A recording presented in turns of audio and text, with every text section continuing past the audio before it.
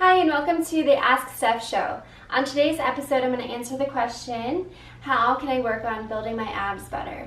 I am pretty confident that most people work out their abs incorrectly. I have this saying that's not really a true diagnosis or anything, but I like to call it hip flexoritis. It's really not anything, but it's basically when people overuse their hip flexors. When I walk through the gym and I see people supposedly doing ab exercises, most of them are actually working their hip flexors and not their abs at all. And it drives me nuts because not only do I feel bad for them, but I also realize, man, I used to do that too until I put two and two together, and my husband clued me in on it, that most people are not really working the abs correctly. They're just flexing those hips up and down all day long, and they're not really contracting the abs, shortening the abs in order to build your abdominal muscles. So in order to understand this better and build better looking abs, I want to start from the very beginning and go back to anatomy so you understand it better. So when you think about the abdominals, most of us picture like the six-pack abs. Those six-pack abdominal muscles are called the rectus abdominis muscles. They are the mobilizers of the spine. What they do for your spine is they help flex the spine. So this is my back, this is my front side. Your abdominals flex your spine and kind of curve you forward, okay? There's a few other muscles like the obliques and the erector spinae that also mobilize the spine, but we're going to focus on the rectus abdominis today. So if you want to work your abdominals, you have got to shorten those abdominal muscles. So you've got to flex the spine to get them to shorten, just like you would for your biceps. If I'm going to work my biceps, I want to go from a lengthened to a shortened position. If I'm doing a bicep curl, do I want to just kind of fling the weight forward like this? No, I'm not even shortening the bicep muscle. Same thing for the abs. If your spine starts off straight, and then let's say you're doing like a hanging leg raise, okay, you're hanging from the bar. Your legs are here, and you're swinging your legs up and down. If your spine is staying straight, you're getting zero abdominal activation, and the abdominals are not shortening. All you're doing is flexing your hips and working your hip flexors, which are the muscles at the front of your hips. Why the heck do you want to strengthen those? You want to strengthen the abs.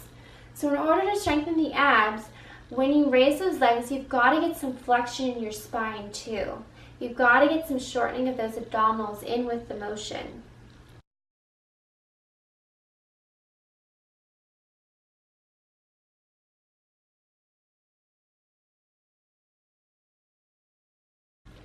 Let's think of another exercise, for example.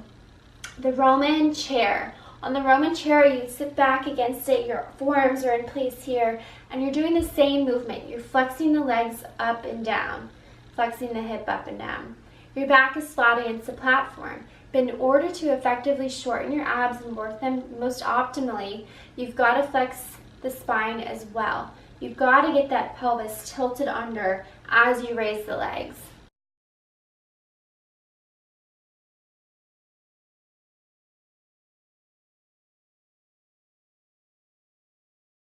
So that brings me to my next point. In order to flex the spine, you always want to kind of get a pelvic tilt in with it. Pelvic tilt is when you tilt your pelvis kind of forward. We call it a posterior tilt. You're bringing the front of your pelvis up towards your lower ribs, and you're kind of shortening your spine. A pelvic tilt is very important. It's something that you should do before you even initiate any abdominal exercise, because it's going to make sure that you're flexing your spine first before you're doing the action of the exercise. So let's think of another example. For example, a sit-up. Everyone knows what a sit-up is, okay? You're lying down and then you're sitting up from the floor, down and up.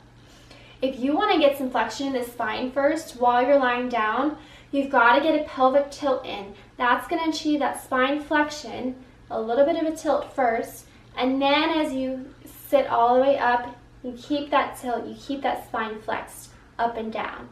Whereas if you didn't do your tilt, and you're just coming straight up, you're just using the hip flexors again. That hip flexoritis, there it goes again. So always try and achieve a pelvic tilt first, and then do the action of the exercise, trying to shorten your abdominals, get some spine flexion in there, and that is going to more optimally engage those abs and get you those six-pack abs that you're wanting.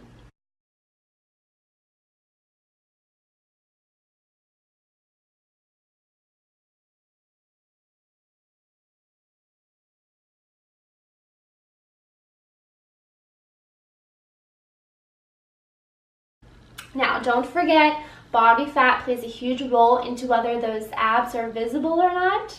Make sure you check out my website for other ideas on how to burn fat and break through plateaus and such. But once you get that body fat gone and that sheds off, you should be able to see your abs a lot better if you're working them the correct way, which is by using spine flexion and not just hip flexion. For more tips on nutrition and fitness, make sure you check out beautifultothecore.com, and thanks for joining me.